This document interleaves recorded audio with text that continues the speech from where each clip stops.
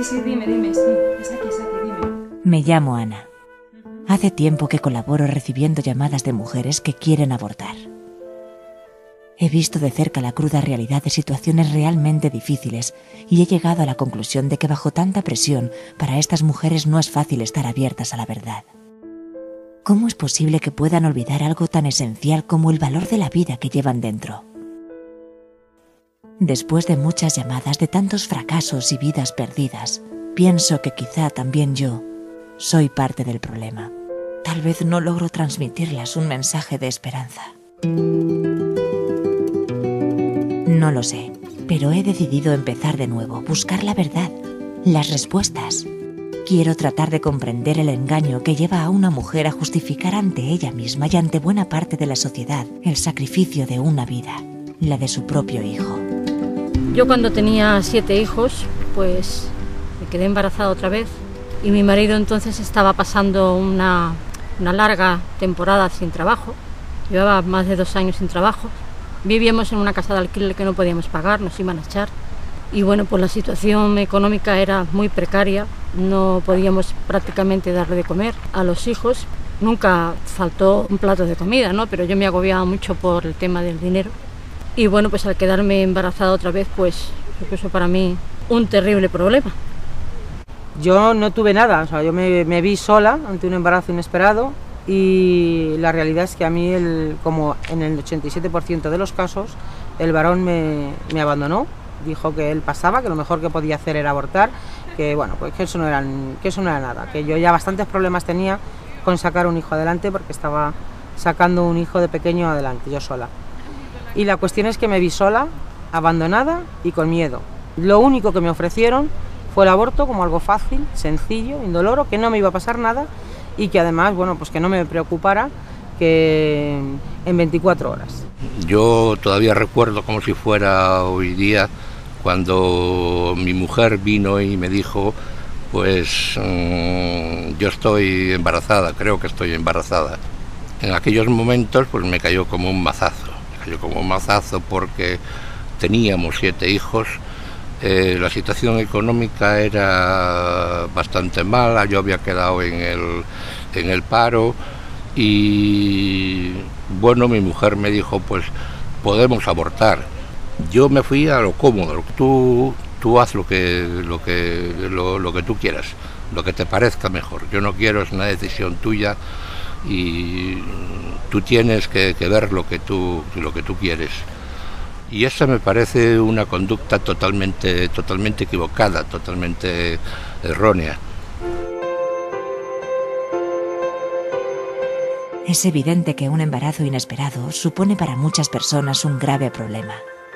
Pero ¿por qué recurren al aborto? ¿Quién les ha dicho que destruir una vida no tiene ninguna consecuencia? Supongo que conviene empezar por el principio. El comienzo de la vida humana, ese momento único y espectacular de la fecundación, que sin embargo se produce discretamente en el vientre de la mujer, ¿es realmente decisivo? En el año 2001, a raíz de unos experimentos que se hicieron en unos laboratorios británicos por un grupo liderado por Zernica Goetz, se descubrió la importancia que tenía el momento de la fecundación. Es decir, el punto de impacto del espermatozoide sobre el óvulo. Fíjate, este punto verde que se ve ahí es el punto de impacto del espermatozoide en el óvulo que fecunda.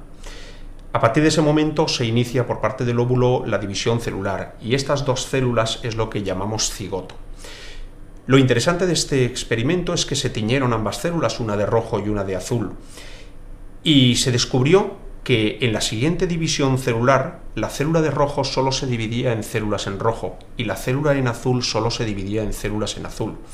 ¿Qué significado tenía esto? Que ambas células se comunicaban entre sí, es decir, había una comunicación bioquímica entre una célula y la otra para saber en qué se tenía que dividir cada una de ellas. Porque es que las células en rojo serían el futuro embrión y la célula y las subsiguientes células de azul serían la futura placenta. De manera que ya desde el momento en el que el espermatozoide entra en el óvulo, cada una de las células que nacen de esa unión tienen perfectamente definidas cuáles son sus posteriores funciones. La noticia de un embarazo pone en marcha el tiempo de una nueva vida, que solo se detendrá en el momento de la muerte. No podemos ver lo que sucede a nivel celular, pero tenemos la certeza de que un nuevo ser humano existe y está vivo. Solo tenemos que esperar para poder verlo.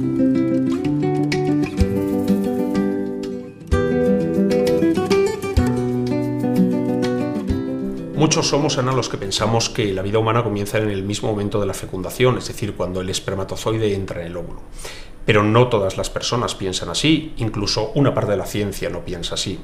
Pero lo cierto es, Ana, que en realidad cuando el espermatozoide aporta sus 23 cromosomas al óvulo que ha fecundado con los 23 cromosomas del óvulo, en ese mismo instante se forma el código genético de la futura persona, los 46 cromosomas que definirán en su totalidad el ser que nacerá 9 meses después, y que lo define exactamente desde ese preciso instante. Define no solo el color de su pelo, el color de sus ojos, sino la forma de sus orejas, la forma de sus brazos y la altura que tendrá. De manera que ese es el punto, ese momento de la fecundación, es el punto que marca el inicio de una nueva vida humana. Cuando me enteré de que estaba embarazada, desde el primer momento tuve muy claro que quería seguir adelante, porque para mí la vida empieza desde el primer día, no desde 2 meses como se le llama feto, ni mucho menos. Yo para mí desde el principio lo noté en mi interior, que algo pasaba. Yo me notaba diferente, todo mi cuerpo estaba cambiando, pero decidí que para mí, por mucho miedo y muy poco apoyo que pudiese tener, seguir adelante. Lo importante también es ver que a veces en medio de todo ese caos o de esa situación tan complicada, lo único bonito es el hijo, y es lo que a veces es lo primero que se quiere eliminar. Lo importante es ver y hacerles ver, y primero que no están solas, que no se hunde el mundo, que si el problema es que no tienen trabajo hay que ayudar a encontrar trabajo, si el problema está en que están solas, pues darse cuenta de que son capaces de seguir adelante, de que tienen ayuda, de que su hijo se lo merece todo, que no es su enemigo, ayudarle a quererlo, a luchar por él. El problema es que yo tenía un trabajo de fin de semana, no tengo una situación estable económicamente, el padre de mi hijo ha decidido que no quiere estar conmigo y ni quiere apoyarme, y la verdad es que es lo que peor llevo. No sé cómo saldrá todo esto, pero yo desde luego estoy muy contenta. A ver, tengo momentos tristes de decir por qué ha pasado todo esto y no ha reaccionado de otro modo la otra persona. Pero bueno, mucha gente me ha dicho si estoy loca, que soy una persona egoísta porque no pienso en el bien de esa criatura. Y yo al contrario, precisamente porque pienso en el bien. Si yo el día de mañana veo que no soy capaz o algo, buscaré el modo para que ese niño o esa niña esté bien cuidado.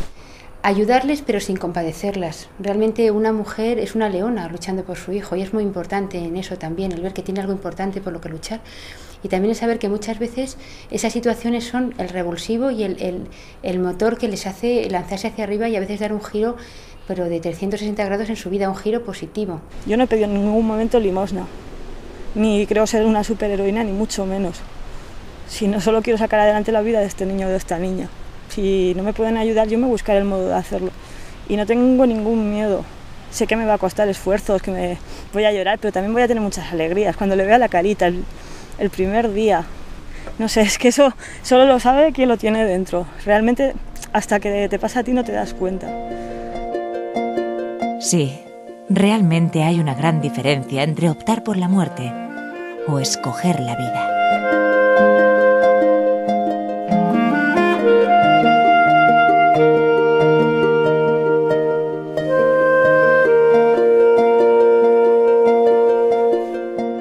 Yo pienso que el establecer el inicio de la vida humana debe ser algo más serio y más científico que una simple morfología más o menos humana, ¿verdad?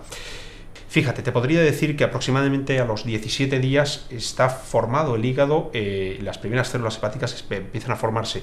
A los 20 días aparece la base completa del sistema nervioso central. A los 35 días ya mide 1 centímetro y pesa 1 gramo. Sus ojos se distinguen perfectamente y la retina, el cristalino y los párpados los podemos identificar con claridad. A los 40 días el corazón late con energía y alcanza casi el 20% de la potencialidad del adulto. A los 43 días su cerebro ya da señales de actividad eléctrica. A los 56 días todos sus órganos, estómago, hígado, riñones y cerebro ya funcionan. A los 63 o 70 días, es decir, entre la 9ª y la 10ª semana, para hablar por semanas, que es más gráfico, todos sus órganos ya funcionan. Músculos y nervios ya van sincronizados.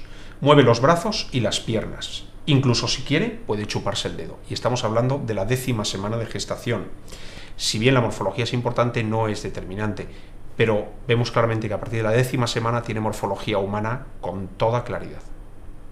La realidad es que a mí lo que me dijo el ginecólogo es: si estás embarazada de 11 semanas y media, no te preocupes, porque esto no es nada, mira, te vamos a quitar un trozo de tejido, recuerdo que hizo este gesto, dice, y esto no tiene mayor importancia.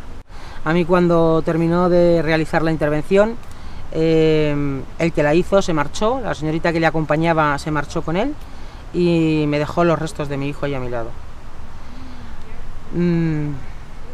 Comprobar de primera mano que mi hijo no era un tejido, que era un bebé de 12 semanas, enterito, cortado en 3 pedazos, el tronco, una manita por un lado, un brazo por otro, una pierna, decapitado, la cabeza aplastada. Pues la verdad es que fue para mí devastador. Yo no sé ni cómo pude vestirme, no sé ni cómo pude salir de allí, no sé ni cómo llegué a mi casa.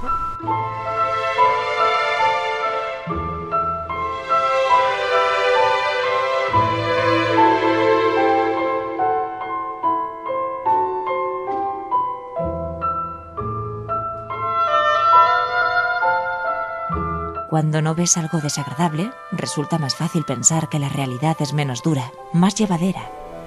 Siempre me he resistido a ver imágenes de abortos reales. Supongo que me parece inútil castigar mi sensibilidad para reafirmarme en algo de lo que estoy convencida. Pero esta vez es distinto. Quiero comprobar por mí misma cuál es el alcance de la decisión de abortar.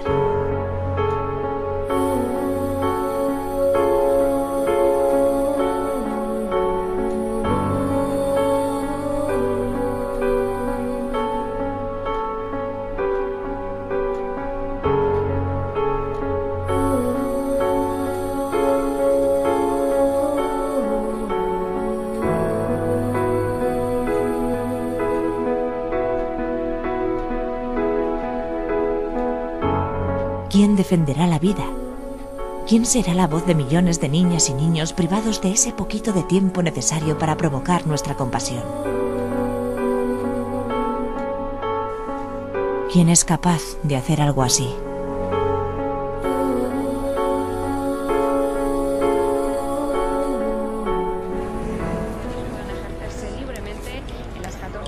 Semanas de embarazo, un plazo que se amplía hasta las 22 semanas en caso de riesgo para la vida o la salud de la madre o graves anomalías en el feto. Quiero decir que no se trata de hacer una ley más permisiva, se trata de hacer una ley más segura. Resulta fácil hablar. De proteger a las mujeres. Pero me pregunto si sería capaz de hacerlo ella misma con sus propias manos. Total libertad, dentro de unos plazos y en unos supuestos perfectamente definidos. ¿Qué tal? ¿Cómo estás? Muy bien. Muy bien. Facilísimo. Sí.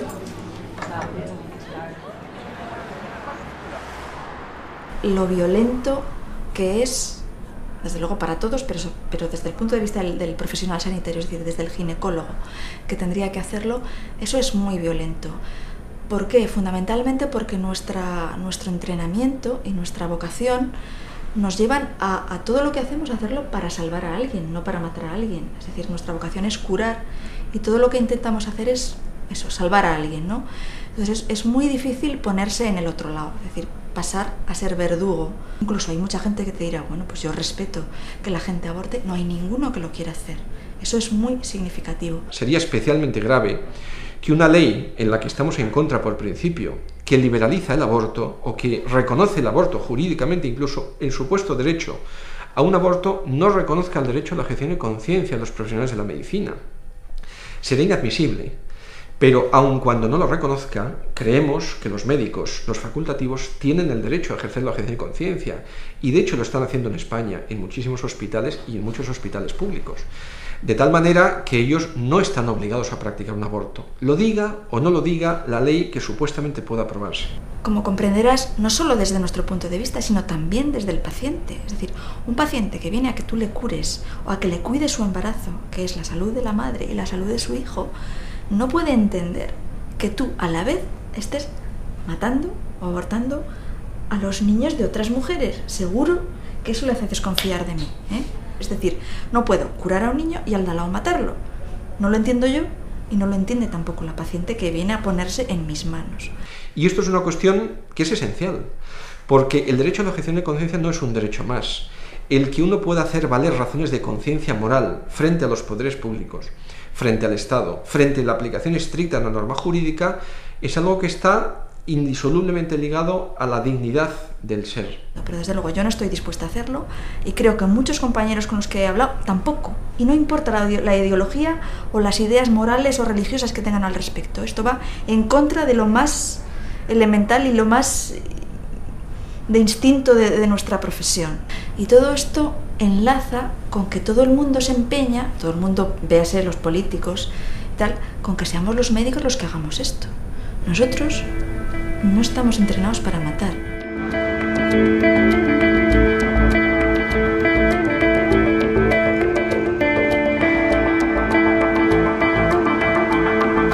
Estamos acostumbrados a convivir con realidades que no nos afectan. Simplemente las ignoramos. Sin embargo, los efectos de algunas de ellas, como el aborto, son irreparables y de consecuencias catastróficas para el ser humano. Pero hoy todo es relativo y las verdades se diluyen al mismo tiempo que nuestra voluntad por defenderlas. Ese relativismo moral es toda una enfermedad que ha conformado una sociedad anestesiada, que muchas veces mira a otro lado hacia las grandes violaciones que sufre el hombre y la dignidad del ser humano. Entonces, lo que hoy supone el aborto, la eutanasia y otra serie de violaciones de derechos fundamentales del hombre es precisamente el no ser conscientes de lo que significa ser hombre, de la categoría de la persona humana y de su dignidad. En el contexto social en el que vivimos, muchas veces lo que prevalece es la capacidad de elegir. Demos a la mujer la capacidad de elegir si quiere o no quiere un hijo.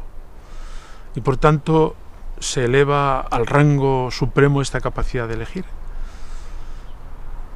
Me parece bien que defendamos la libertad, pero la libertad tiene sus límites y uno de ellos es precisamente la vida del otro.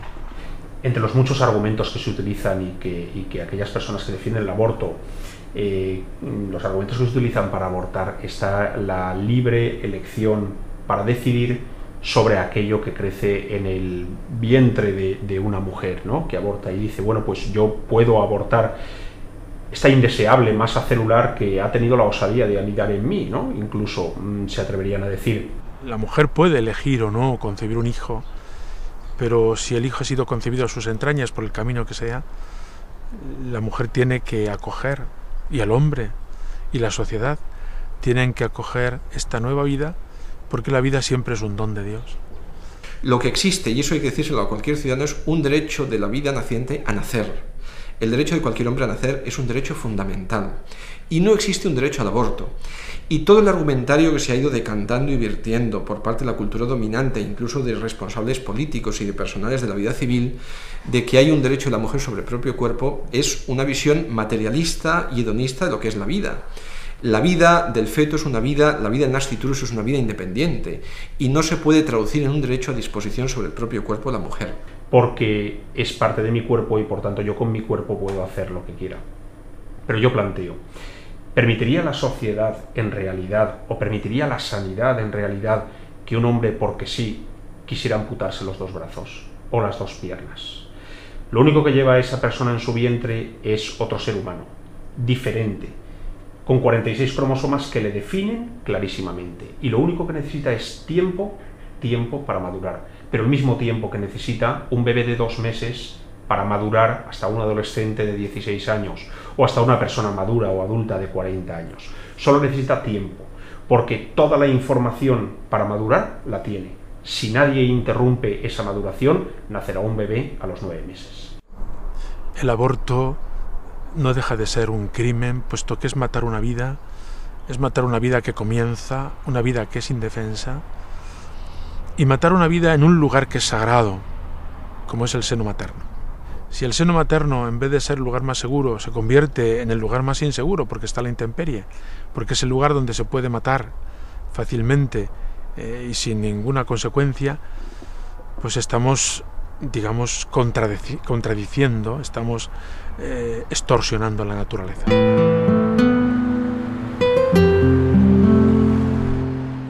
Ahora veo con más claridad cómo ha calado en la sociedad la gran mentira que se cierne sobre este tema. Hombres y mujeres que toman decisiones sin saber las consecuencias, engañados por una sociedad que les ofrece el aborto como una solución legítima. Cada vez me cuesta más enfrentarme a un nuevo fracaso. Una llamada que me anuncia la muerte de otro inocente.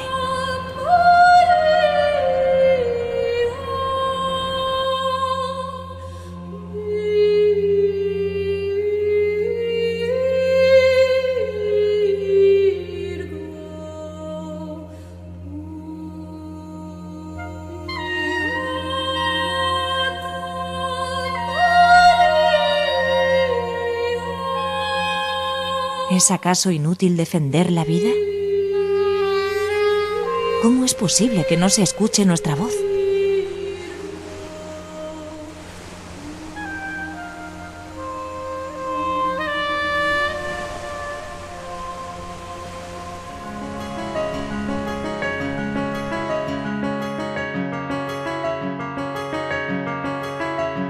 Tanta indiferencia me desanima. Pero millones de vidas gritan en mi corazón para que no me rinda, para que siga luchando por defender la verdad. Cada vida importa, cada palabra dada, cada testimonio, cada ayuda por pequeña que sea cuenta. Cambiar el rumbo es posible. Ahora sé que no es fácil, pero vale la pena intentarlo.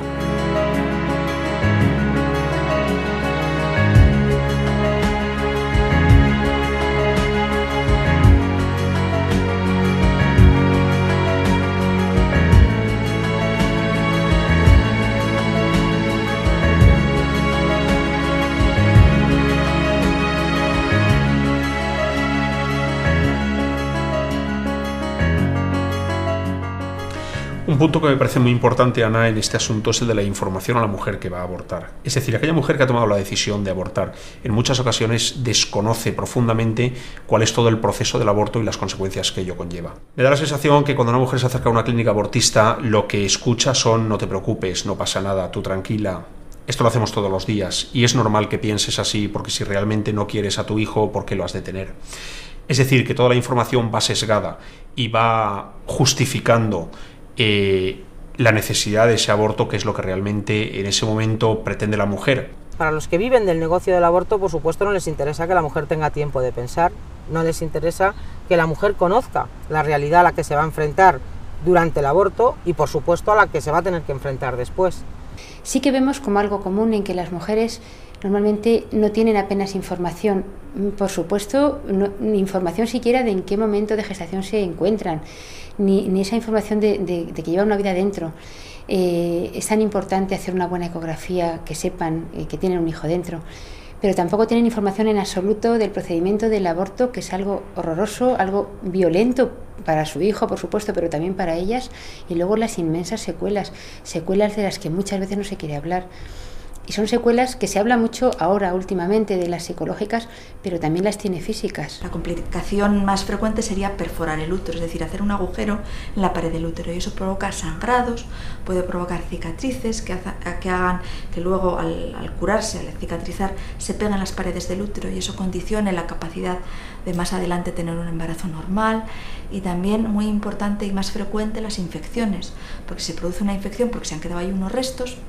Lo que ocurre es que se puede quedar lesionado el aparato genital, especialmente lo que son las trompas, y luego impedir la posibilidad de tener de forma espontánea un embarazo normal. Por supuesto, cuando el aborto se produce en una gestación de mucho más tiempo, pues de 5 meses, de 6 meses, de 7 meses, en ese caso es todavía más violento, es decir, el niño ya está formado, ya es un feto grande que pesa 300, 500, 600 gramos. Entonces el procedimiento mecánico del aborto es todavía más desagradable, es decir, hay que trocear al niño para sacarlo, ¿vale? Vivo o muerto. A veces quedan restos, que son restos sólidos, huesitos y tal, y eso es más fácil que produzca lesiones de la pared del útero. Y aún así, si son fuertes y duras y reales, esas secuelas físicas, las que son horrorosas son las psicológicas. Nosotros hemos visto desplomarse ante nosotros, y desplomarse literalmente, de ánimos, de fuerzas. Hemos tenido intentos de suicidio, mujeres que han ido a las drogas, mujeres que han buscado reponer de alguna manera a ese hijo con el primero que quiera encargarles otro. Y a veces, bueno, pues después de quedar embarazadas, pues tienen abortos repetitivos, pues porque piensan que no se merecen ese hijo, porque se sienten muy mal consigo mismas. Son unas depresiones que no curan, como puede curar una depresión habitual. Si la mujer es privada de una buena información y sometida a un proceso en el que se arriesga sin saberlo a terribles secuelas, ¿dónde están los beneficios del aborto? Resulta paradójico que, a pesar de todo, algunas personas piensen aún que el aborto libera a la mujer. Me pregunto de qué, porque hasta ahora solo he visto sufrimiento.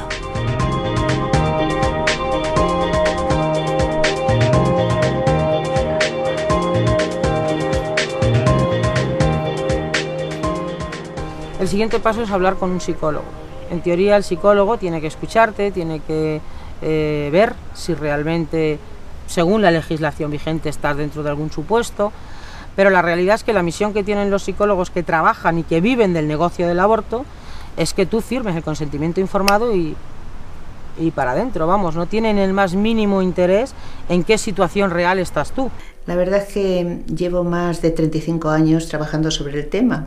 Fue un tema que, a raíz de algún caso que me ocurrió iniciando mi profesión, pues me impresionó mucho, y como consecuencia empecé a estudiar y quedarme en todos los casos que había que eran con síndrome posaborto, con una serie de trastornos emocionales o de psíquicos después de haber hecho un aborto, pues los iba recogiendo.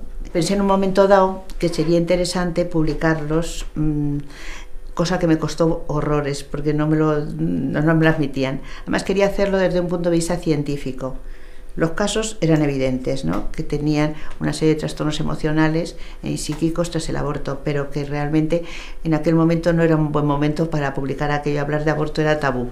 En la consulta vemos muchas mujeres que lamentan haber abortado, y vemos muchas mujeres que tiempo después del aborto sufren por el hecho de haber abortado. Y los médicos tenemos la obligación de estudiar por qué pasan esos fenómenos. Y claramente la mayoría de los médicos hemos llegado a la conclusión de que el aborto hace daño a la mujer que lo sufre, y que una defensa de la mujer es informarle de las secuelas que el aborto le va a producir. Pues allí nadie, absolutamente nadie, ni enfermeras, ni el personal que me atendió, ni médicos, ni nada, me dio ningún tipo de información sobre las consecuencias que iba a tener después de abortar. Porque si me lo hubieran dicho antes, pues quizás me lo hubiera pensado, por lo menos por miedo, aunque hubiera sido por egoísmo, ¿no? ¿Es el síndrome postaborto un invento de los que queremos defender la vida? ¿O realmente existe? algunas personas les gustaría que nuestros actos no tuvieran consecuencias. Sin embargo, nos guste o no, las tienen. La mujer lleva impreso en su ser esperar la nueva vida, cuidarla y protegerla.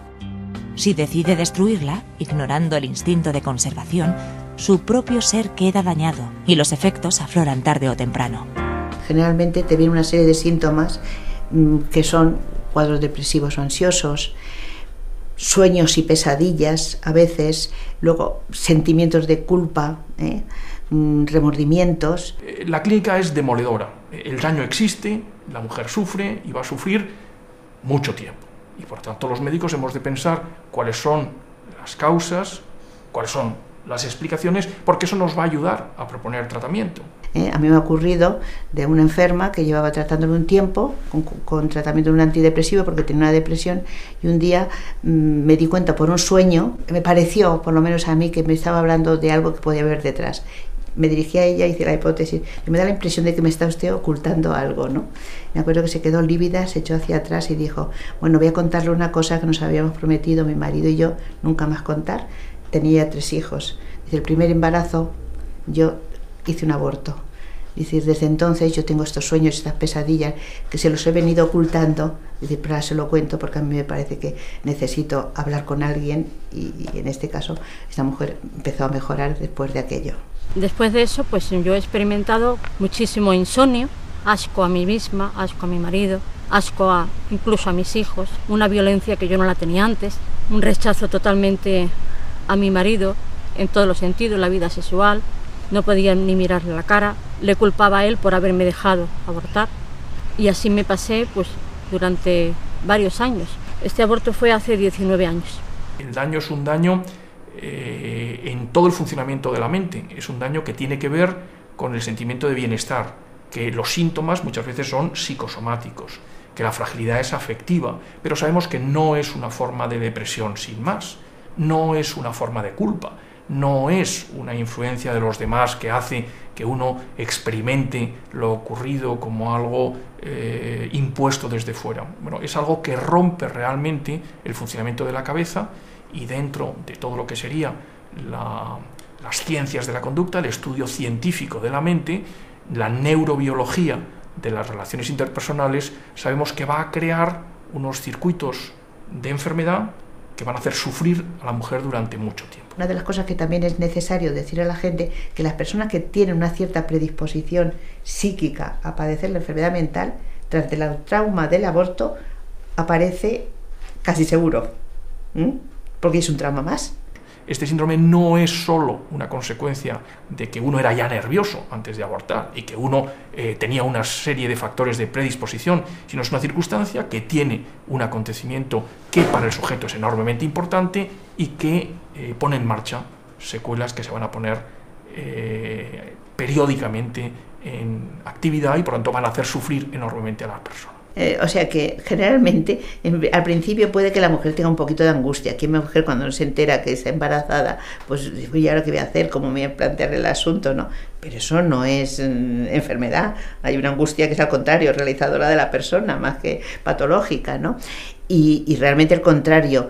Hay estadísticas muy claras que podía decírtelas, y las miro, te las puedo llegar a decir exactamente, que demuestran cómo la mujer, aunque en un momento dado pensara en aborto y ha seguido adelante con su embarazo hasta el final, tiene una proporción infinitamente mucho más baja que las mujeres que han abortado. Incluso aunque lo hubiera pensado en algún momento dado y habían seguido adelante con su embarazo, la enfermedad psíquica no aparece, cosa que en las otras aparece en una mayor proporción. Entonces hay muchas mujeres que, si tuvieran la información, posiblemente no mantendrían su decisión de abortar. Hay muchas mujeres a las que, si se les hubiera informado y si hubieran conocido muchas de las circunstancias de las que estamos hablando, pues luego no se verían sometidas a un sufrimiento que luego es mucho más complicado. Yo quiero que esto quede bien claro, que es mucha falta de información a cantidad de mujeres, a todas, que nos tienen engañada totalmente, diciendo que nos vamos a quitar de encima pues una cosa, y no es una cosa, es un hijo. Hay algo dentro de nosotros que no miente. Para unos la voz de Dios, para otros la conciencia natural incluso el instinto. Algo nos dice que la vida es importante. Pero lo cierto es que si sentimos admiración por ella, no tiene sentido que la destruyamos porque nos estorba. Si somos responsables de la vida pero no la defendemos, si depende de nosotros pero traicionamos el deber de protegerla, si vemos cómo se destruye y no hacemos nada para evitarlo, es evidente que el fruto de tanta equivocación solo puede ser un profundo dolor.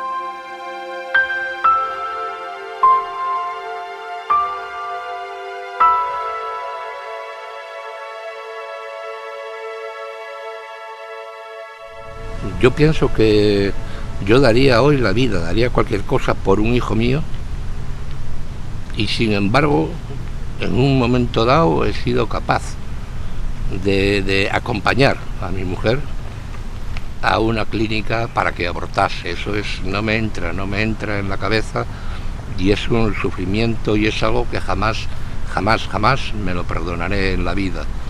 Que de verdad, después de tantos años de experiencia, después de ver un poco mezclado tanto sufrimiento, tanto dolor, tanta alegría, no hay ni una sola mujer que se haya arrepentido de seguir adelante con la vida de su hijo, y sin embargo pues comprobamos con muchísimo dolor y muchísima impotencia pues cuántas tenemos ante nosotros con esas vidas rotas, con esas horribles consecuencias que también hay que ayudarles a superarlas, pero que realmente yo creo que no fueron en su momento conscientes de lo que les podía acarrear esa equivocada decisión. Y yo tenía un hijo que sacar adelante como tantas y tantas mujeres, o tenía una vida que hacer como tantas y tantas mujeres, y empiezas a sobrevivir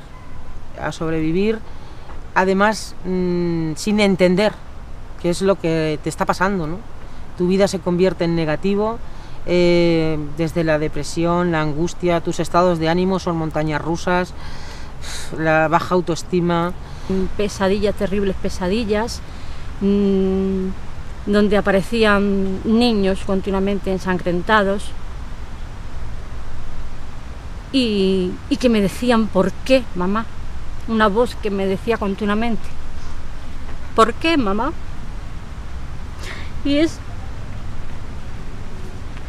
Y esa respuesta no la puedo dar. ¿Por qué? Es un dolor tan inevitable, tan horroroso, que realmente yo, las personas que abogan por el aborto, y más con la bandera de la libertad de la mujer, yo realmente les miraría a la cara y les diría: tú eres consciente, o les pondría delante de una de estas mujeres y de verdad les interpelaría, porque yo creo que somos todos muy responsables de lo que realmente está ocurriendo. Nos encontraremos pues con lo que ahora estamos viendo, que son miles y miles y miles de abortos, en los cuales, en cada uno de ellos, hay implicadas docenas y docenas de personas. Por tanto, estamos multiplicando el sufrimiento. Y es que todos, yo creo que no he oído a nadie decir que el aborto es algo agradable, que el aborto... Todo el mundo, o sea, de todo el mundo, hasta los partidarios de esto, ¿no? Pues dicen que es una decisión horrorosa, que tiene terribles secuelas. Y yo me pregunto, ¿por qué pactamos con esto? O sea, no podemos resignarnos a que esto es inevitable.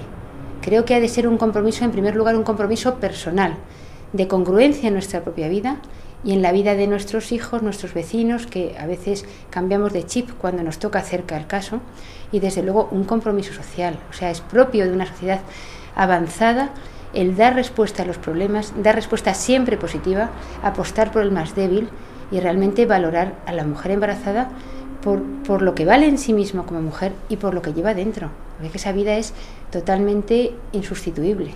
La reacción cívica y social frente a realidades como el aborto y frente a otro tipo de realidades que estamos ahora mismo padeciendo en nuestra sociedad, hay que plantearlo no solo desde la perspectiva de la reacción del no y de hacer frente con una oposición cabal y coherente, sino también postulando de manera positiva y propositiva el que el Estado y los poderes públicos y la sociedad civil articule propuestas que permitan articular políticas públicas de asistencia a la familia y muy particularmente a la mujer. Y eso estamos viendo como ya se está produciendo en España en algunos ámbitos. Desde la perspectiva de la sociedad civil, de las organizaciones cívicas, de la multitud de organizaciones pro vida que están prestando un servicio inestimable a las familias y muy particularmente a las mujeres que están en problemas, pero incluso ya creo que está cambiando el registro en algunos ámbitos de los poderes públicos, muy particularmente en algunas comunidades autónomas, que ya han promovido algunas iniciativas legislativas que ya están incluso publicadas, como es el caso de Valencia, de asistencia integral a la mujer, e incluso tomando cosas que ya se habían hecho en la sociedad civil, como es la Red Madre, y articulando una propuesta de protección integral a la mujer que le permita, ante dificultades, un camino desde los poderes públicos a favor de la vida y no a favor de la muerte, que es lo que ahora se nos está planteando en España. Creo que eso es esencial y que todos aquellos que estamos en esta batalla por la vida no solo debemos quedarnos en el no, que también debemos hacerlo con firmeza y con determinación, de manera serena pero con determinación, sino plantear hacia el Estado y hacia los poderes públicos políticas públicas alternativas orientadas siempre a favor de la vida. ¿Cuál es nuestra respuesta ante la muerte de cientos de miles de inocentes cada año? ¿Qué es lo que hacemos al constatar que el aborto es una siembra abundante de dolor? Una parte de nuestra sociedad prefiere mirar para otro lado. Pensar que las consecuencias son pura ficción y solo afectan a unos pocos. Pero la realidad es bien distinta. En el rostro de la mujer que aborta se adivina la fragilidad de la naturaleza humana, que sufre porque no es dueña de la vida, sino que depende de ella.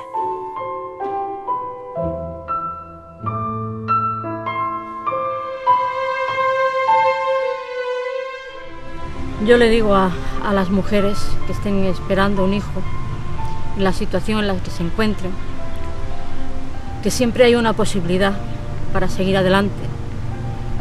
La adopción es una posibilidad, pero nunca matar al hijo, porque te piensas que vas a quitarte un problema y un hijo no es un problema. Quitas el hijo de encima, sí, pero luego entras en un sinsentido de tu vida, en un asco profundo, porque yo me miraba al espejo y es que sentí asco.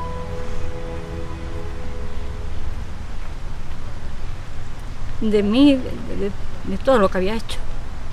El aborto no soluciona ningún problema. Si tenemos problemas de pareja, si tenemos problemas psicológicos, si tenemos problemas económicos, tengamos los problemas que tengamos, un aborto no lo soluciona, al contrario, los agrava. No es un robo, no es una estafa, no es un engaño, no es cualquier cosa que pasa el tiempo y te olvidas.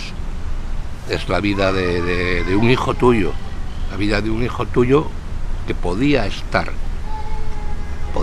aquí con nosotros, podía acompañarlos en nuestras fiestas, podía acompañarnos en nuestra vida, y sin embargo no está porque un día yo no tuve la valentía o no tuve el coraje, como decía antes, de decirle a mi mujer, vamos a seguir para adelante, pase lo que pase, y en vez de acudir al sitio equivocado, pues tenía que haber acudido a personas que hubieran podido apoyarme y ayudarme en el problema que tenía.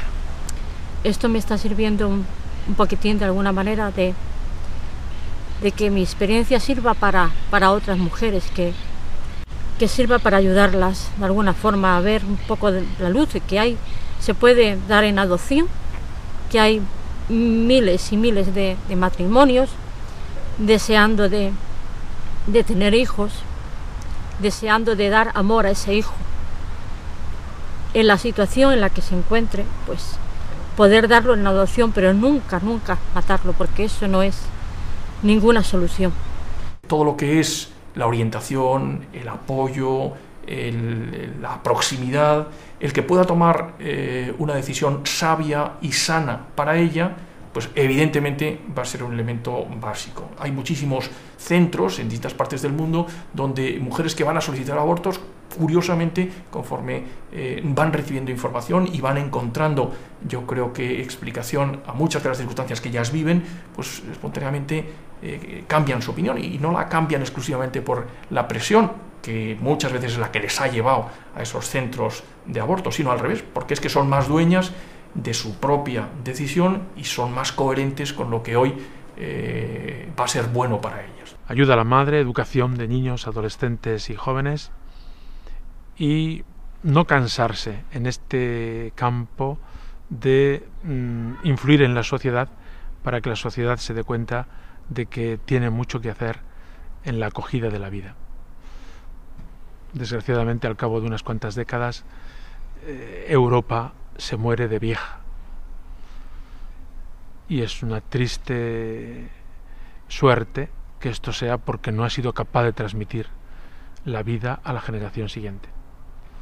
Creo que desde el punto de vista histórico, cuando se juzgue nuestra generación, el pecado más grande, el fallo más importante ha sido el no tener la capacidad y el valor de transmitir la vida a la generación siguiente.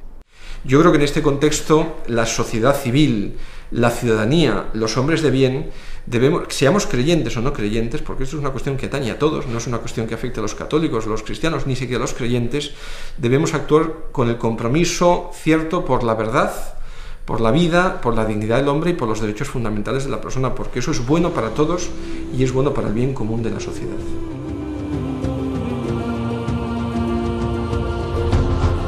En el camino he descubierto que no puedo ser una espectadora pasiva de lo que está ocurriendo, porque es urgente que todo esto cambie, empezando por mí, pues no es tiempo de indecisión, de pereza o de temor, es tiempo de generosidad, de entrega decidida por la defensa de la vida. Es preciso ayudar a la mujer embarazada, difundir la información y convencer al conjunto de la sociedad de que la vida vale la pena y cada embarazo es un regalo que no podemos rechazar. Quizá hemos reaccionado tarde y el aborto ha recorrido un camino de difícil retroceso. Pero estoy convencida de que la voluntad inquebrantable de miles de personas comprometidas con la vida no puede ser ignorada. Algún día seremos capaces de cambiar el curso de este nefasto capítulo de la historia.